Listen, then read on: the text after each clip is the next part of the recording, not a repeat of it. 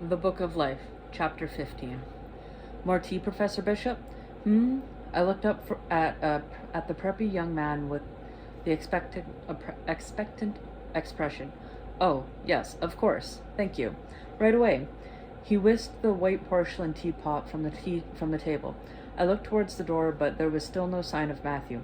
He was at Human Resources getting his identification badge while I waited for him in the rarefied atmosphere of the nearby New Haven Lawn Club. The hushed confines of the main building dampened the distinctive plonk of the tennis balls and the screaming children enjoyed by the pool during the last week of summer vacation. 3 brides-to-be and their mothers had been escorted through the main room where I was sitting to view the facility they would enjoy should they be married here. This might be New Haven, but it was not my New Haven. Here you are, Professor. My attentive waiter was back, accompanied by the fresh scent of mint leaves, peppermint tea. Living in New Haven with Matthew was going to require some adjustment. My little row house on the tree-lined, pedestrian-only stretch of Court Street was far more Spartan than any of the residents we've occupied over the last year. Whether the present or the past, it was furnished simply with flea market finds, cheap pine furniture left over from my graduate student days, and shelf upon shelf of books and journals. My bed didn't have a footboard or a headboard, never mind a canopy, but the mattress was wide and welcoming, and at the end of our long drive from Madison, the two of us had collapsed into it with groans of relief. We spent most of the weekend stocking the house with essentials like any normal New Haven couple. Wine from the store on Whitney Avenue for Matthew, groceries for me, and enough electronics to outfit a computer lab. Matthew was horrified that I only owned a laptop. We left the computer store on Broadway with 2 of everything, one for him and one for me. Afterwards, we strolled the path of the residential colleges while the carillon played in Harkins Tower. College and town were just beginning to swell with the returning of students who shouted greetings across the quad and shared complaints about the reading list and class schedules. It's good to be back, I had whispered, my hand hooked through his arm. It felt like we were embarking on a new adventure, just the 2 of us. But today was different. I felt out of step and out of sort. There you are, Matthew appeared at my elbow and gave me a lingering kiss. I missed you. I laughed. We've only been apart for an hour and a half. Exactly. Far too long. His attention wandered over the table, taking in the untouched pot of tea, my blank yellow legal pad, and the unopened copy of the latest American Historical Review that we'd rescued from my overstuffed department mailbox on our way to Science Hill. How was your morning? They've taken very good care of me. So they should. On our way to the grand brick building, Matthew had explained that Marcus was one of the founding members of the private club, and that the facility was built on the land he once owned. Can I get you something, Professor Claremont? I pressed my lips together. A small crease appeared in his smooth skin between my husband's keen eyes. Thank you, Chip, but I believe we're ready to go. It was not a moment too soon. I stood and gathered my things, slipping them into a large messenger bag at my feet. Can you put the charge on Dr. Whitmore's account? Matthew murmured, pulling out my chair. Absolutely, Chip said. No problem. Always a pleasure to welcome a member of Dr. Whitmore's family. For once I beat Matthew outside. Where's the car? I said, searching the parking lot. It's parked in the shade. Matthew lifted the messenger bag from my shoulder. We're walking to the lab, not driving. Members are free to leave their cars here, and it's very close to the lab. He looked sympathetic. This is strange for both of us, but the oddness will pass. I took a deep breath and nodded, Matthew carrying my bag, holding it by the short handle on top. It would be better once I'm in the library, I said, as much for my benefit as his. Shall we get to work? Matthew held out his free hand. I took it, and his expression softened. Lead the way, he said. We crossed Whitney Avenue by the gardens filled with dinosaur statuary, cut behind the Peabody, and approached the tower where Chris's labs were located. My steps slowed. Matthew looked up and up some more. No, please not there. It's worse than Beckney. His eyes were glued to the unappealing outlines of Klein Biology Tower, or KBT. It was known on campus, as it was known on campus. He'd likened the Beckney, with its white marble walls carved into square hollows, to a giant ice cube tray. Reminds me of your lab in Oxford. Was no great beauty either, as I recall, I said, cutting him off before he could give me another vivid analogy that would stay with me forever. Let's go. It was Matthew's turn to be reluctant now. He grumbled as he walked into the building, refused to put his blue and white Yale lanyard with its magnetized plastic ID card around his neck when the security guard asked him to. Continued to complain in the elevator and was glowering as we looked for the door to find Chris's lab. It's going to be fine, Matthew. Chris's students will be thrilled to meet you, I assured him. Matthew was an internationally renowned scholar and a member of the Oxford University faculty. There were few institutions that impressed Yale, but that was one of them. The last time I was surrounded by students was on Hamish and I were fellows at All Souls. Matthew looked away in an effort to hide his nervousness. I'm better suited for a research lab. I pulled his arm, forcing him to stop. Finally, he met my eyes. You taught Jack all sorts of things. Annie, too, I reminded him, remembering how he'd been with the two children who had lived with us in Elizabeth and London. That was different. They were, Matthew trailed off, a shadow flitting through his eyes. Family? I waited for his response. He nodded reluctantly. Students want the same things Annie and Jack did. Your attention, your honesty, and your faith in them. You're going to be brilliant at this, I promise. I'll settle for adequate, Matthew muttered. He scanned the hallway. There's Christopher's lab. We should go. If I'm late, he'll threaten to repossess my ID. Chris pushed the door open, clearly frazzled. Matthew caught it and propped it open with his foot. Another minute, Claremont, and I would have started without you. Hey, Diane, Chris said, kissing me on the cheek. I didn't expect to see you here. Why aren't you at the Beckney? Special delivery. I motioned towards the messenger bag, and Matthew handed it over. The page of Ashmole 782, remember? Oh, right. Chris didn't sound the least bit interested.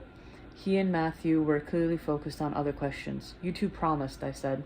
Right, Ashmole 782. Chris crossed his arms. Where's Miriam? I gave Miriam your invitation and will spare you her response. She will be here when and if she chooses. Matthew held up his ID card. Even the employment office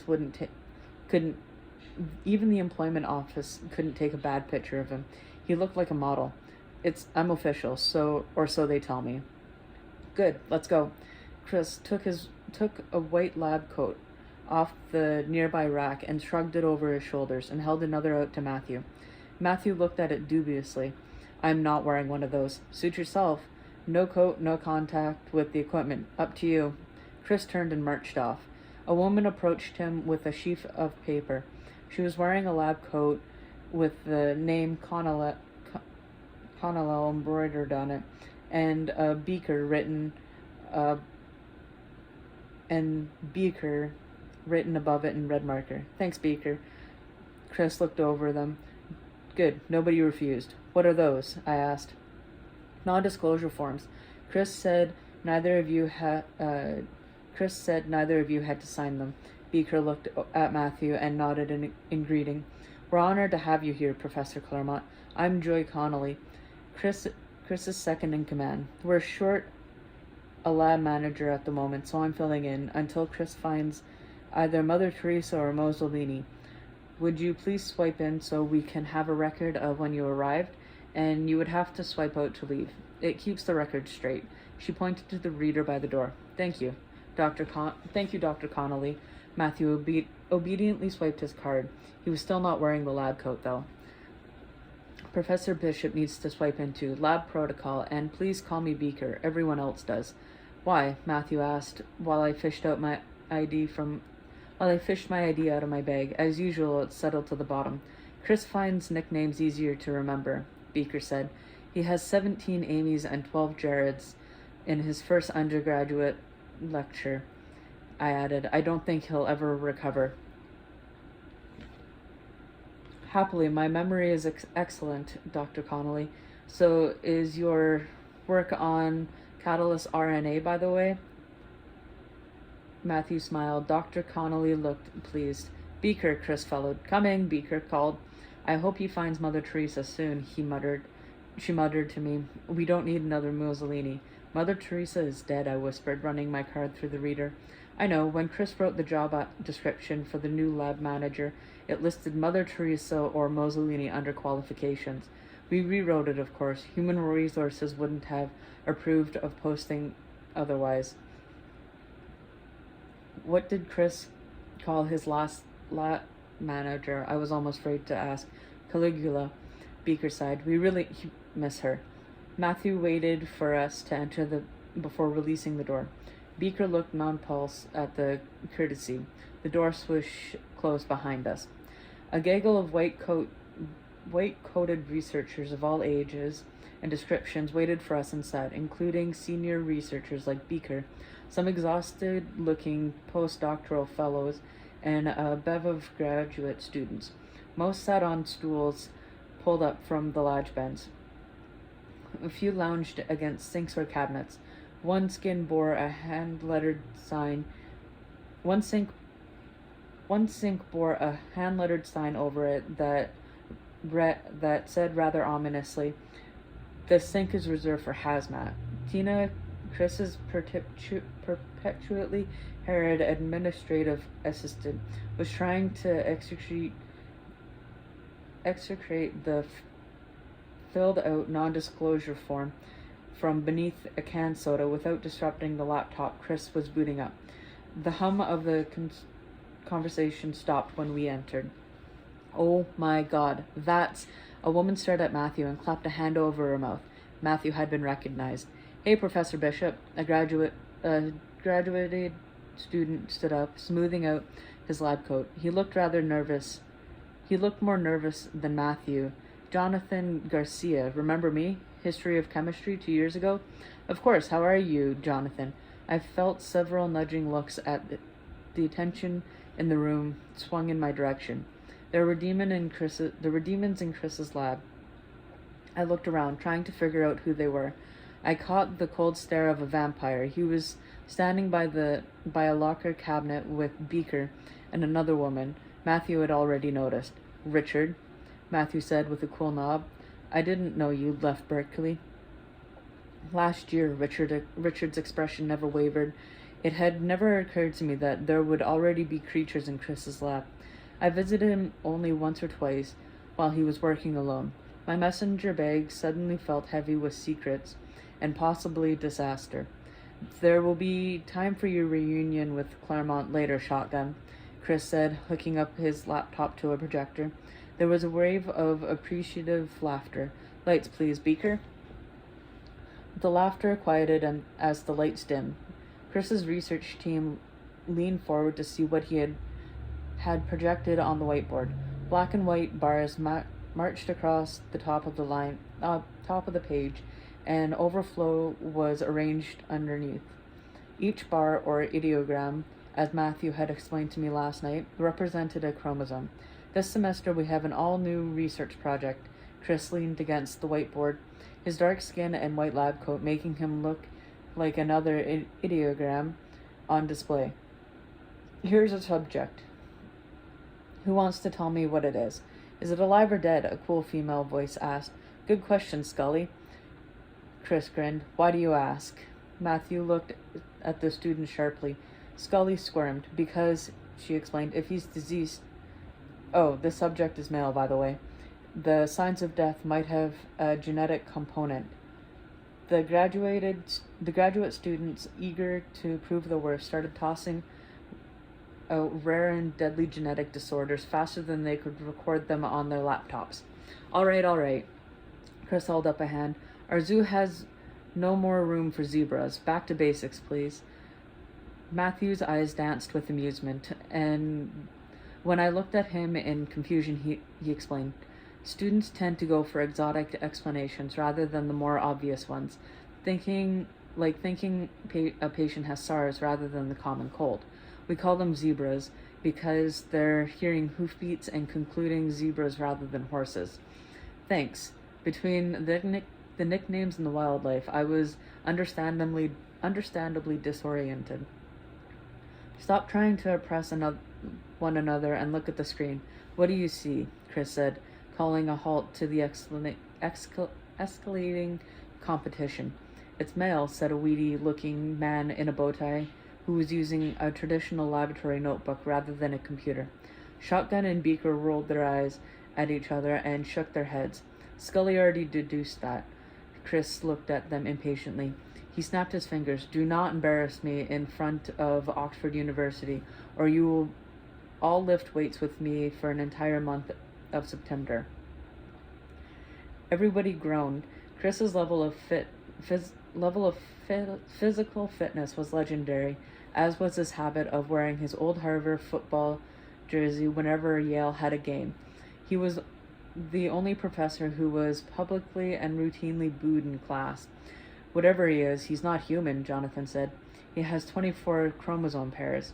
Chris looked down at his watch. 4.5 minutes. 2 minutes longer than I thought it would have taken, but much quicker than Professor Claremont expected. Touché, Professor Roberts, Matthew said mildly. Chris's team slid glances in Matthew's direction, still trying to figure out what an Oxford professor was doing in a Yale research lab. Wait a minute, Bryce has 24 chromosomes. We're studying Bryce? A young woman asked. I had seen in the Brantford College. Of course we're not studying Rice, Chris said with exasperation. Since when did Rice have a sex hazmat? She must be the owner of that specially labeled sink. Chimps?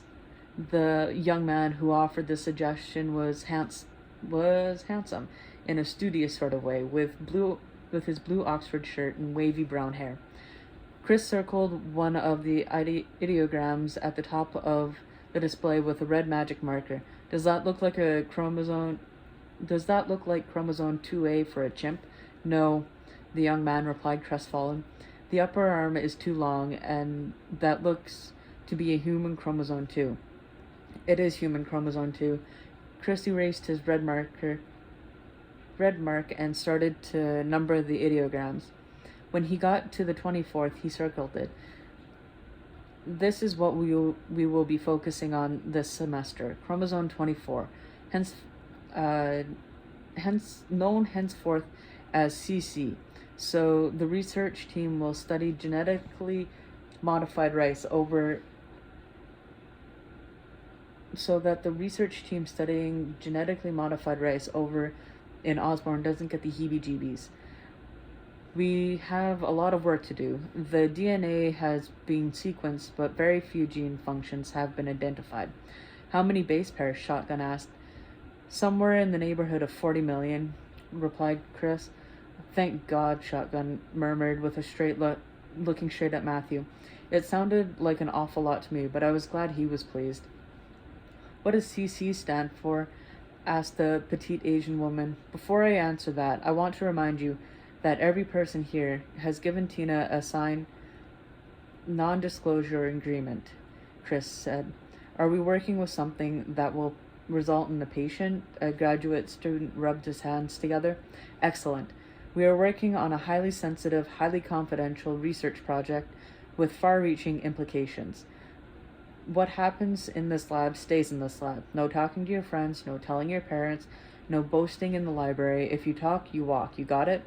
Heads nod. No personal laptops, no cell phones, no photographs. One lab terminal will have internet access, but only Beaker, Shotgun, and Sherlock will have the access code. Chris continued, pointing to the senior researchers. We'll be keeping lab notebooks the old-fashioned way, written in longhand on paper, and they will be turned into Beaker before you swiped out. For those who have forgotten how to use a pen, Bones will show you. Bones was a weedy young man with the paper notebook, looking smug, a bit reluctantly. The students parted with their cell phones, depositing them in a plastic bucket that Beaker carried around the room. Meanwhile, Shotgun gathered up the laptops and locked them in the cabinet. Once the laboratory had been cleared of contraband electronics, Chris continued. When in the fullness of time we decide to go public with our findings, and yes, Professor Claremont will be the one publishing because that's what scientists do, Chris said, looking at Matthew sharply. None of you will have to worry about your careers ever again. There was smiles all around. CC stands for Creature Chromosome. The formerly smiling faces went blank. Creature? Bones asked. I told you there were aliens, said a man sitting next to Hazmat. He's not from outer space, Mulder, Chris said. Good name, I told Matthew, who looked bewildered. He didn't own a TV after all. I'll tell you why later. A werewolf? Mulder said hopefully. Matthew scowled. No more guesses, Chris said hastily. Okay, team, hands up if you're a demon. Matthew's jaw dropped. What are you doing? I whispered to Chris. Research, he replied, looking around the room. After a few moments of stunned silence, Chris snapped his fingers. Come on, don't be shy. The Asian woman raised her hand. So did the young man, who resembled a giraffe with his ginger-colored hair and long neck. Should have guessed it would be Game Boy and Xbox, Chris murmured. Anyone else? Daisy, the woman said, pointing to a dreamy-eyed creature wearing a bright yellow and white cloth who was humming and staring out the window. Are you sure, Game Boy? Chris sounded incredulously.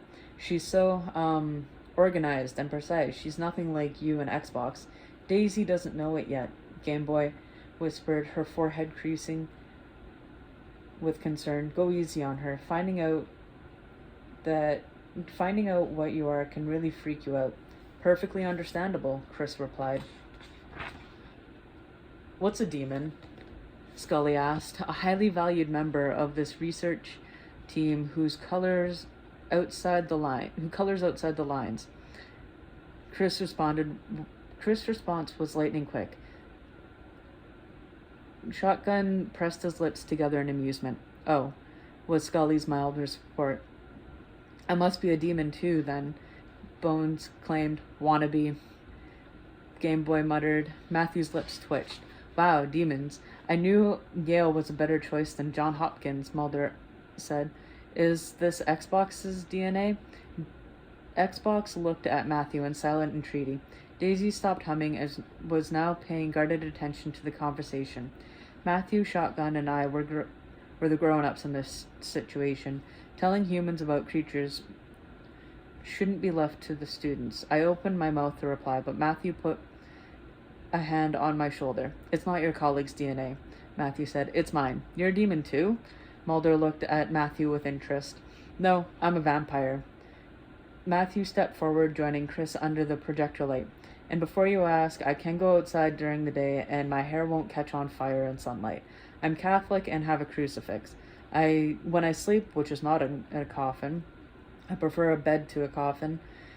If you try to stake me, the wood will most likely splinter before it enters my skin. He bared his teeth.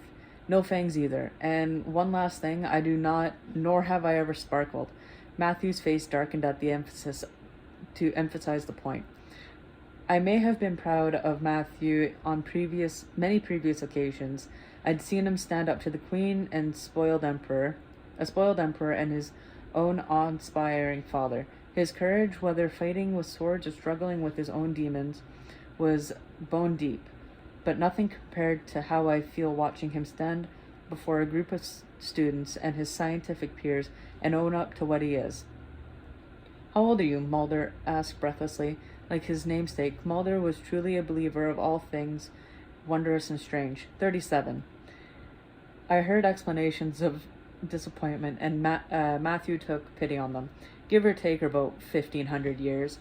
Holy shit, Scully blurted out, looking through as though her rational world had been turned inside out.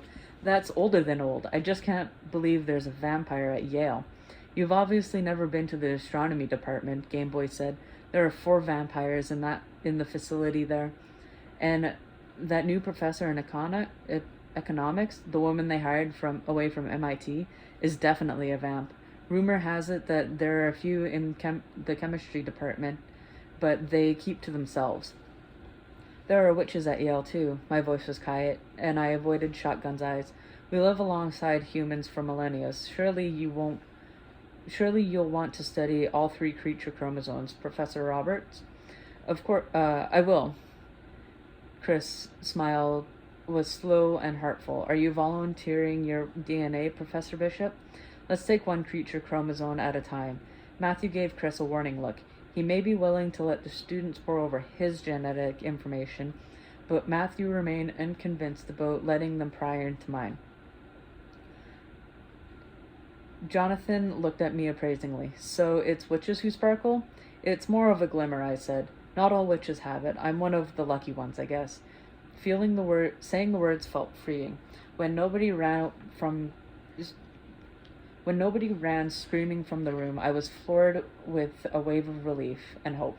I had an insane urge to giggle. Lights, please, Chris said. The lights came up gradually. You said we're working on several projects, Beaker prompted.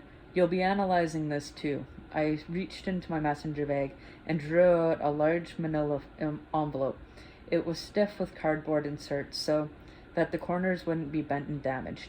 I untied the strings and pulled out the page from the Book of Life. The brightly colored illustrations of the mythical union of Sol and Luna shone in the lab's fluorescent lights. Someone whistled. Shotgun straightened, his eyes fixed on the page. Hey, that's the chemical wedding of mercury and sulfur, Jonathan said. I remember seeing something like that in class, Professor Bishop. I gave my former student an approving nod.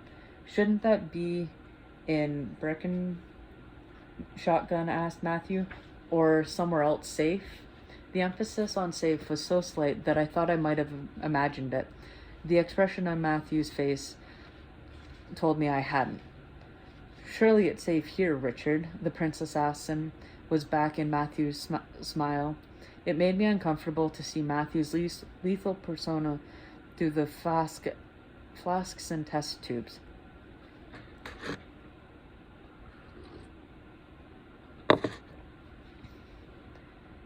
What are we supposed to do with it? Mulder asked, openly curious. Analyze its DNA, I replied. The illumination on its skin. I'd like to know how old the skin is, and the type of creature it came from. I just read about this kind of research, Jonathan said. They're doing mtDNA analysis on medieval books. They're hoping that will help them date them and determine where they're made. Mitochondrial DNA recorded what an organism had inherited from all the material ancestors. Maybe you could pull those articles for your colleagues, in case they're not as well read as you are. Matthew looked pleased that Jonathan was up to date on the literature, but will be extracting nuclear DNA as well as mtDNA. That's impossible, Shotgun protested. The parchment has gone through the chemical process of turning skin into a writing surface. Both its age and the change it underwent during manufacture would damage the DNA, if you could even extract enough to work with. It's difficult, but not impossible, Matthew corrected. I've worked extensively with old, fragile, and damaged DNA. My method should work with this sample, too. There were exciting excited looks around the room at the implication of the two research plans sank in. Both projectors represented the kind of work that all scientists hope to do, no matter what stage of the career you are in. You don't think cows or goats have their hides for that have given their You don't think cows or goats gave their hides for that page, do you, Dr. Bishop? Beaker's uneasy voice quieted the room.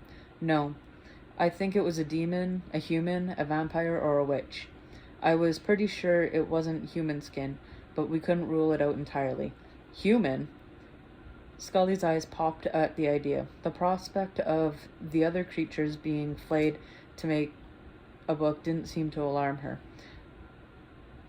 Anthropodermic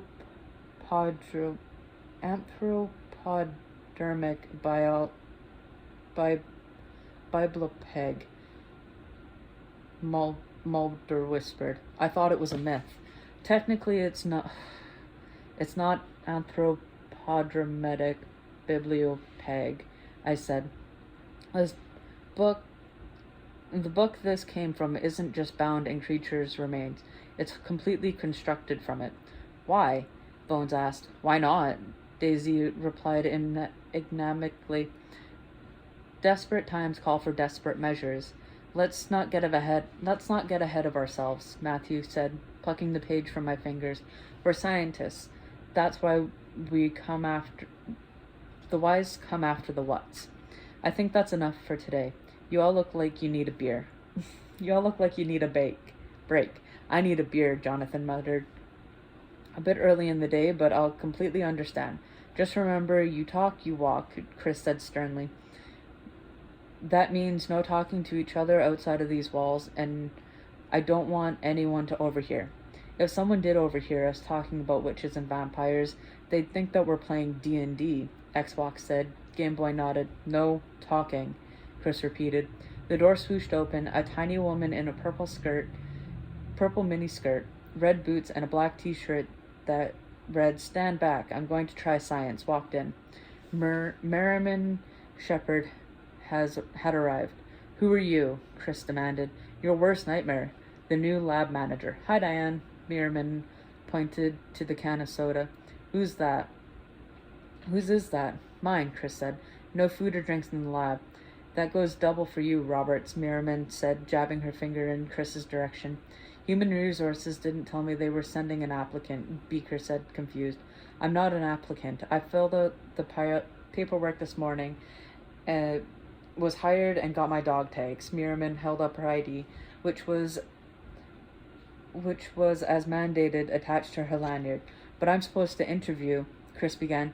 Who did you say you were? Merriman Shepherd. And HR waived the interview after I showed them this. Merriman pulled her cell phone out of her waistband. I quote, have your ass in my lab at 9 a.m. and be prepared to explain my mistakes in 2 hours. No excuses.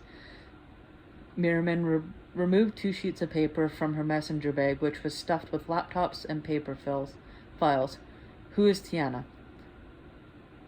I am. Smiling Tiana stepped forward. Hello, Dr. Shepherd. Hello, I got my hiring manifestus or health insurance waiver or something for you. And this is Robert's formal recommendation for his inappropriate text message. File it. Merriman handed over the paper. She slung the bag over her shoulder and tossed it to Matthew. I brought everything you asked for, Matthew. The entire lab watched open-mouthed as a bag full of computers sailed through the air. Matthew caught it without damaging a single laptop, and Chris looked at Merriman, throwing arms with naked admiration. Thank you, Merriman, Matthew murmured. I trust you had an uneventful journey. His tone and choice of words were formal, but there was no distinguishing his relief at seeing her. I'm here, aren't I? She said cautiously. Merriman pulled another piece of paper out of the back of her pocket of her miniskirt and examined it, and after examining it, she looked up. Which one of you is Beaker? Here. Beaker walked towards Merriman, hand extended. Joy Connolly. Oh, sorry. All I have is this ridiculous list of nicknames drawn from the dregs of popular culture, along with some acronyms. Merriman shook Beaker's hand, drew a pen from her boot, and crossed something out. She scribbled something next to it. Nice to meet you. I like your RNA work. Sound stuff. Very helpful. Let's get coffee and figure out what needs to be done to whip this place into compliance. The closest decent coffee is a bit of a hike, Beaker said apologetically. Unacceptable. Merriman made another note on her paper. We need a cafe in the basement as soon as possible. I toured the building on my way up here, and the space is wasted now. Should I come with you? Chris asked, shifting his feet. Not now, Merriman told him. Surely you have something more important to do. I'll be back at 1 o'clock. That's when I want to see. She paused and scrutinized her list. Sherlock, Gameboy, and Scully. What about me? Merriman shotgun asked. We'll catch up later, Richard. Nice to see a familiar face. She looked down at her list. What does Robert call you? What does Roberts call you? Shotgun. Richard's mouth twitched. I trust it's because you're speedy sequencing and not because you've taken to hunting like humans. Merriman's eyes narrowed. Is that what you were doing? Is what we're doing here going to be a problem, Richard? I can't imagine why, Richard said with a small shrug. The congregation and its concerns are well above my pay grade. Good, Merriman surveyed her openly curious new charges. Well, what are you waiting for? If you want something to do, you can always run some gels or unpack some supply boxes. There are plenty of them stacked in the corridor. Everyone in the lab scattered. Thought so. She smiled at Chris. He looked nervous. As for you, Roberts, I will see you at 2 o'clock. We have your article to discuss and your protocols to review. After that, you can take me to dinner, somewhere nice with steak and a good wine list. Chris looked dazed and nodded. Could you give us a minute? I asked Kristen Beaker. They moved off to the side, Beaker grinning from ear to ear, and Chris pinching the bridge of his nose. Matthew joined us. You look surprisingly well for someone who has been to the 16th century and back, Matthew. And Diana, obviously in sentiment. Merriman said, using the French word for pregnant. Thanks. Are you looking at Marcus's place? Matthew asked. That monstrosity on Orange Street? No chance. It's a convenient location, but it gives me the creeps. Merriman shivered. Too much mahogany. You're welcome to stay with us on Court Street, I offered. There's a spare bedroom on the 3rd floor. You'd have privacy. Thanks, but I'm around the corner, at Galaglass's condo. Merriman replied. What condo? Matthew frowned. The one he bought on Wooster Square. Some converted church. It's very nice, a bit too Danish in decor, but far preferable to Marcus's dark and gloomy period. Merriman looked at Matthew sharply. Gallaglass did tell you he was coming with me? No, he did not. Matthew ran his fingers through his hair. I knew just how my husband felt. The de Claremonts had switched into overprotective mode. Only now they weren't protecting just me. They were protecting Matthew as well.